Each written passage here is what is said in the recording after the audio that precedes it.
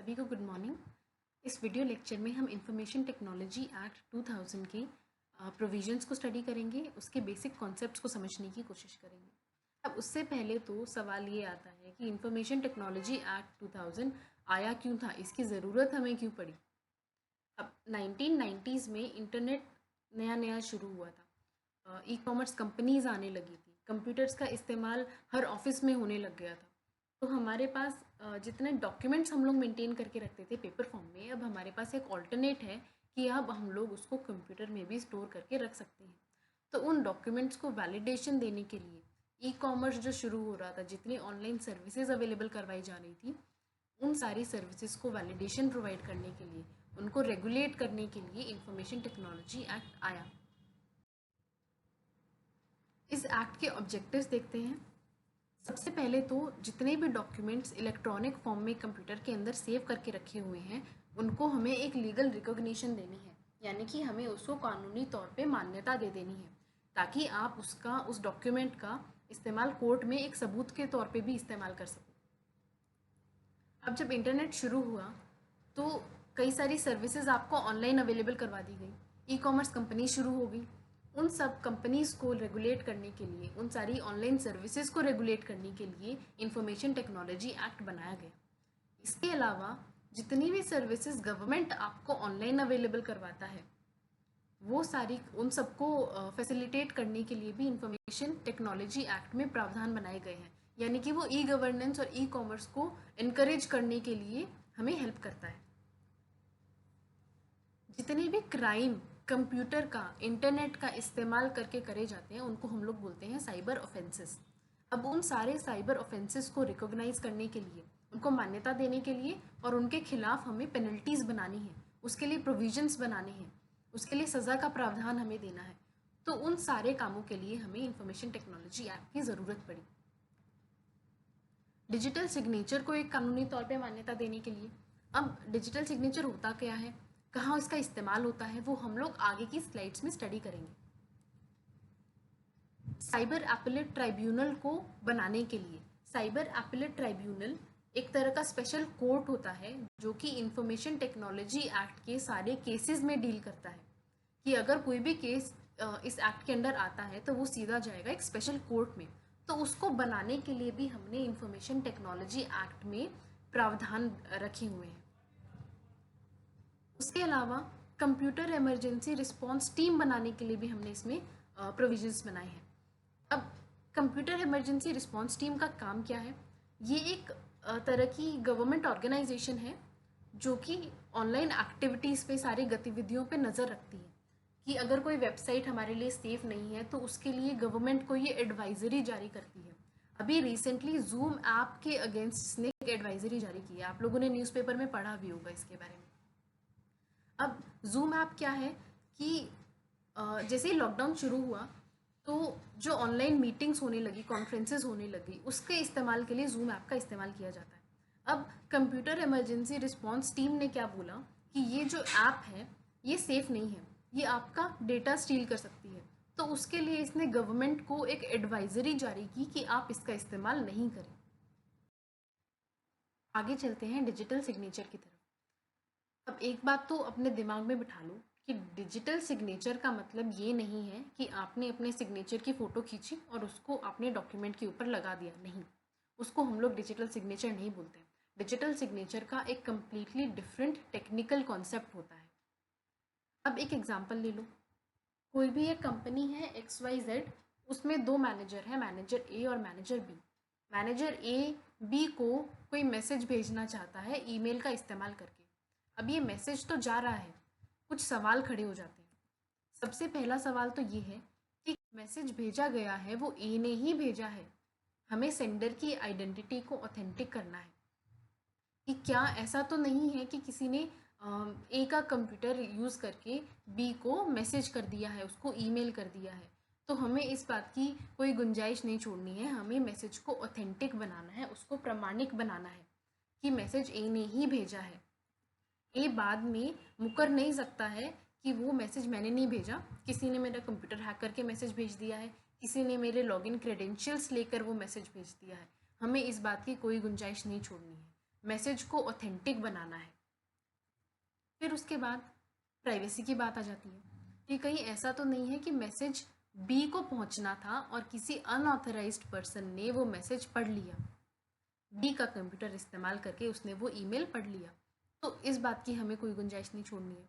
हम चाहते हैं कि मैसेज प्राइवेट हो, ए ने भेजा है, ए की आइडेंटिटी एस्टैब्लिश हो जाए, बी को मिला है, उसकी आइडेंटिटी एस्टैब्लिश हो जाए, और किसी भी थर्ड पार्टी तक वो मैसेज नहीं पहुंचे, कोई भी इनके कंप्यूटर हैक करके वो मैसेज नहीं पढ़ पाए।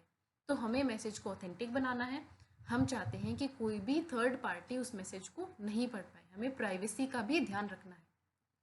तीसरा कि कोई हैकर या कोई भी मिस्चीवियस पर्सन, कोई भी XYZ थर्ड पार्टी इनके कंप्यूटर में जाकर वो मैसेज को ऑल्टर नहीं कर सके, उसको एडिट नहीं कर सके। कि ए ने बी को मैसेज तो भेज दिया, कहीं बीच में किसी ने कंप्यूटर हैक कर लिया, उस मैसेज को चेंज कर दिया और वो मैसेज पहुंच गया बी के पास। तो इस तरह की कोई गुंजाइश हमें नहीं छोड़नी है। हम चाहते हैं कि हमारा जो मैसेज है वो कम्प्लीटली सेफ रहे। हम चाहते हैं कि वो प्रमाणिक हो, ऑथेंटिक हो, कि ए ने ही भेजा है, बी को ही मिला है, तीसरे किसी पर्सन ने वो नहीं पढ़ा है, किसी ने उसको एडिट भी नहीं किया है।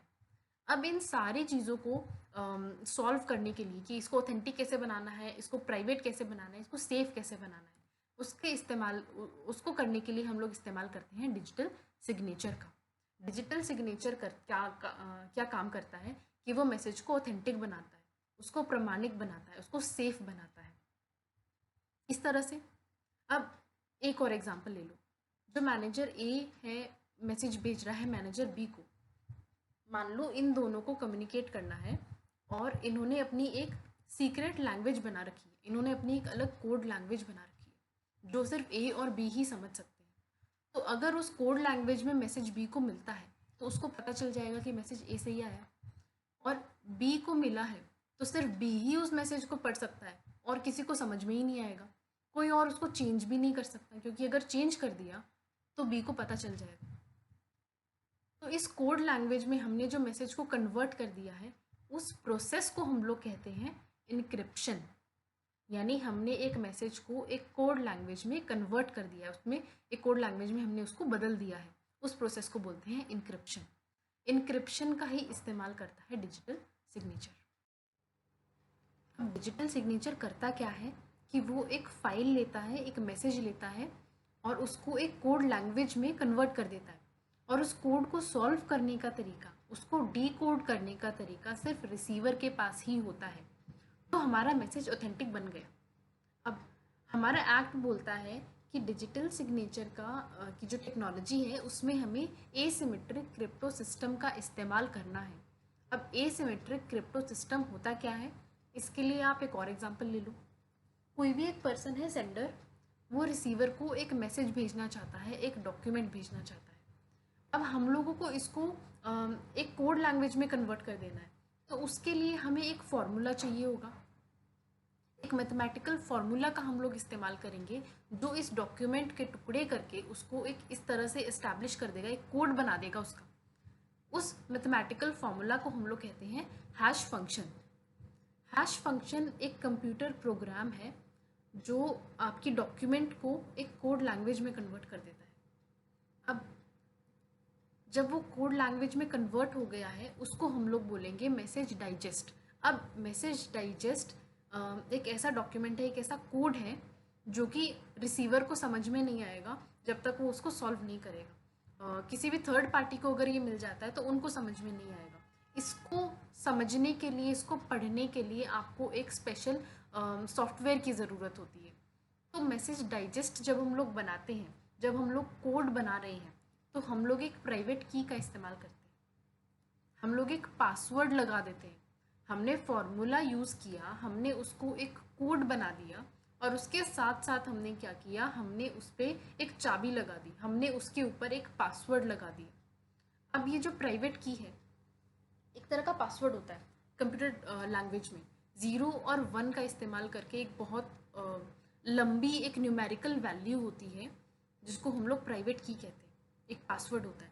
अब ये प्राइवेट की सिर्फ सेंडर के पास रहेगी, सेंडर के अलावा कोई भी इस प्राइवेट की को एक्सेस नहीं कर कर सकता है, जब तक कि सेंडर उसको खुद ब खुद नहीं दे दे। तो हमने यहाँ क्या किया, हमने उस डॉक्यूमेंट को लिया, हमने एक मैथमेटिकल फार्मूला इस्तेमाल किया, हमने एक कंप्यूटर प्रोग्राम का इस्तेमाल किया, एक पासवर्ड लगाया और हमने एक कोड क्रिएट कर दिया, जिसको पढ़ने के लिए रिसीवर के पास एक और चाबी होनी चाहिए, एक और पासवर्ड होना चाहिए उसको खोलने के लिए। हमने क्या किया, हमने इस फाइल को लॉक कर दिया, हमने उसको एक कोड में कन्वर्ट कर दिया कि जब तक आपके पास एक स्पेसिफिक सॉफ्टवेयर नहीं होगी, एक कंप्यूटर प्रोग्राम नहीं होगा, तब तक आप उस डॉक्यूमेंट को पढ़ ही नहीं सकते। तो ये जो हमने फाइल लॉक कर दी है, इसको खोलने के लिए जो हमने कोड बनाया है उसको सॉल्व करने के लिए रिसीवर के पास एक और पासवर्ड होता है, जिसको हम लोग बोलते हैं पब्लिक की। पब्लिक की और प्राइवेट की हमेशा एक कॉम्बिनेशन होता है, एक जोड़े में ही रहेगा, एक पैर में रहेगा। हर एक प्राइवेट की एक पब्लिक की होती है, हर पब्लिक की एक प्राइवेट की होती है। प्राइवेट की का इस्तेमाल करके हम लोग कोड बनाते हैं और पब्लिक की का इस्तेमाल करके हम उस कोड को सॉल्व करते हैं ताकि रिसीवर उसको पढ़ पाए। अब हमने जो यहाँ पर कोड बनाया है, मैसेज डाइजेस्ट बनाया है, हमने जो फाइल लॉक कर दी है, उसको हम लोग रिसीवर के पास भेज देंगे। रिसीवर अपने पासवर्ड का इस्तेमाल करेगा जो कि है पब्लिक की। उस पासवर्ड का इस्तेमाल करके वो उस डॉक्यूमेंट को खोलेगा और उसको वो पढ़ लेगा।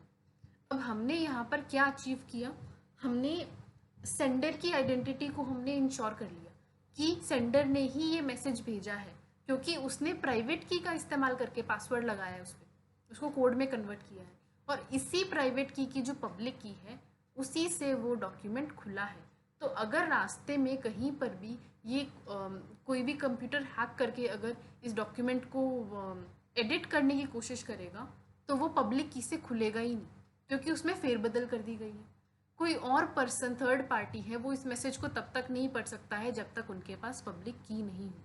तो हमने एक सिक्योर नेटवर्क बना लिया है, हमने जो डॉक्यूमेंट सेंड की है, मैसेज सेंड किया है, हमने उसको ऑथेंटिक बना लिया, उसको हमने सिक्योर बना लिया है। ठीक है, इस प्रोसेस को हम लोग कहते हैं asymmetric crypto system. Crypto system का मतलब होता है कोड में कन्वर्ट करने का तरीका, जो कि हम लोग मैथमेटिकल फार्मूला से यूज़ करते हैं। एसिमेट्रिक में आता है आपकी जब दो चाबियों का इस्तेमाल होता है, प्राइवेट की और पब्लिक की। इस जोड़े का जब हम लोग इस्तेमाल करके कोई फाइल को हम लोग इनक्रिप्ट करेंगे, उसको कोड में कन्वर्ट करेंगे, उसको हम लोग बोलते हैं एसिमेट्रिक क्रिप्टो सिस्टम। इसको एक और बार समझ लो। डिजिटल सिग्नेचर क्या करता है कि इसने जो डॉक्यूमेंट जो सेंडर सेंड करना चाहता था उसके ऊपर एक पासवर्ड लगा दिया, प्राइवेट की का इस्तेमाल करके वो पासवर्ड लगा दिया। उसके बाद उसने वो डॉक्यूमेंट भेज दिया रिसीवर के पास। उसने उस डॉक्यूमेंट के ऊपर उसको खोलने के लिए अपना पासवर्ड लगाया, जिसको हम लोग बोलते हैं पब्लिक की, और उससे वो डॉक्यूमेंट ओपन हो गई। तो हमने यहाँ क्या किया, डिजिटल सिग्नेचर की मदद लेके हमने अपने मैसेज को प्रमाणिक बना दिया, उसको हमने ऑथेंटिक बना दिया। अब हमें श्योरिटी से हम लोग बोल सकते हैं कि सेंडर ने ही ये सेंड किया था, क्योंकि अगर पब्लिक की से खुला है तो प्राइवेट की से बंद हुआ होगा। ठीक है, उसके अलावा हमने ये भी प्रूव कर दिया कि जो रिसीवर है उसने ही वो रिसीव किया है डॉक्यूमेंट, क्योंकि अगर प्राइवेट की से वो बंद हुआ है, रिसीवर के पास पब्लिक की है, तो वो उसी से ही खुल सकता है। तो और कोई भी थर्ड पार्टी उसको सॉल्व नहीं कर पाएगी, उस डॉक्यूमेंट को रीड ही नहीं कर पाएगी। तो हमने यहाँ पर एक सिक्योर डॉक्यूमेंट बना दिया। अब हमने जो इतना लंबा प्रोसेस किया है डिजिटल सिग्नेचर लगाने के लिए डॉक्यूमेंट के ऊपर, वो सारा प्रोसेस आपको मैनुअली नहीं करना पड़ता है। आपको एक कंप्यूटर प्रोग्राम की ज़रूरत होगी डिजिटल सिग्नेचर को लगाने के लिए। आपको एक फ़ाइल चाहिए जिसका इस्तेमाल करके आप अपने डिजिटल सिग्नेचर किसी भी डॉक्यूमेंट के ऊपर लगा सकते हो। तो उस फाइल को हम लोग कहते हैं डिजिटल सिग्नेचर सर्टिफिकेट। ये एक इलेक्ट्रॉनिक फाइल है जिसमें आपकी सारी इन्फॉर्मेशन स्टोर होती है, आपका नाम, आपकी डेजिग्नेशन, आपकी जॉब प्रोफाइल, आपके पर्सनल डेटा, वो सारी इन्फॉर्मेशन आपके बारे में स्टोर्ड है, जिसको वो डॉक्यूमेंट के ऊपर ऐड कर देगा। यानी कि आप जिस डॉक्यूमेंट को साइन कर रहे हो, डिजिटल सिग्नेचर जिसके ऊपर कर रहे हो, ना सिर्फ आपने उसको इनक्रिप्ट किया, उसके साथ साथ आपने खुद की इन्फॉर्मेशन भी उस फाइल के अंदर ऐड कर दी है। वो सारा काम करता है डिजिटल सिग्नेचर सर्टिफिकेट, जो कि एक कंप्यूटर प्रोग्राम है। इसको ये जो आपकी इलेक्ट्रॉनिक फाइल है, कंप्यूटर प्रोग्राम है, ये आपको इशू करती हैं सर्टिफाइंग अथॉरिटीज़। अगर आपको एक डिजिटल सिग्नेचर की ज़रूरत है तो आप एक सर्टिफाइंग अथॉरिटी के पास जाओगे और उनको बोलोगे कि मेरे नाम का मुझे एक डिजिटल सिग्नेचर सर्टिफिकेट मुझे ऑफ़र कर दो। तो अब सर्टिफाइंग अथॉरिटीज़ जो होती हैं उसको गवर्नमेंट ने पावर दे रखी है इस एक्ट के अंडर कि वो डिजिटल सिग्नेचर सर्टिफिकेट लोगों को बेच सकती हैं। तो कोई भी पर्सन है जिसको डिजिटल सिग्नेचर चाहिए वो अप्लाई कर सकता है डिजिटल सिग्नेचर सर्टिफिकेट के लिए एक सर्टिफाइंग अथॉरिटी के पास जाकर। इसकी जो फ़ी लगेगी, हमारे एक्ट में लिखा गया है कि 25,000 से ऊपर वो फीस नहीं होनी चाहिए। उसके बाद जैसे ही आपने अप्लाई कर दिया, आपने फ़ी भी उसकी पे कर दी है, उसके बाद सर्टिफाइंग अथॉरिटी आपके बारे में इंक्वायरी करेगी कि क्या इसने जो इन्फॉर्मेशन मुझे एप्लीकेशन फॉर्म में दी है वो सारी सही है। आपके बारे में बाकी की इंक्वायरी की जाएंगी। उसके बाद अगर वो सेटिस्फाइड है आपसे तो वो आपको एक डिजिटल सिग्नेचर सर्टिफिकेट दे देगी या फिर वो आपकी एप्लीकेशन रिजेक्ट कर देगी। अगर वो एप्लीकेशन रिजेक्ट करती है तो आपको उसका रीज़न भी बताया जाएगा कि आपको इस वजह से, इस रीज़न की वजह से हम लोग डिजिटल सिग्नेचर सर्टिफिकेट नहीं दे सकते हैं। जिस भी पर्सन को डिजिटल सिग्नेचर सर्टिफिकेट मिल जाता है उस पर्सन को हम लोग बोलते हैं सब्सक्राइबर। इस एक्ट में जहाँ भी आपको सब्सक्राइबर वर्ड मिलेगा तो आप समझ लेना सब्सक्राइबर का मतलब है वो पर्सन जिसके पास डिजिटल सिग्नेचर सर्टिफिकेट है, यानी कि उसके पास पावर है डिजिटली सिग्नेचर करने की। तो ये वो सारे कॉन्सेप्ट थे जो आपको इंफॉर्मेशन टेक्नोलॉजी एक्ट को समझने में हेल्प करेंगे, इसके प्रोविजंस को समझने में हेल्प करेंगे। इसके रिगार्डिंग आपको कोई भी अगर डाउट है तो आप वो व्हाट्सएप ग्रुप में पूछ सकते हो। इसके अलावा चैप्टर में जितना भी पार्ट आपको डिजिटल सिग्नेचर और डिजिटल सिग्नेचर सर्टिफिकेट के बारे में दे रखा है उसको ठीक से पढ़ लो। कोई डाउट आता है तो पूछ लो। Thank you.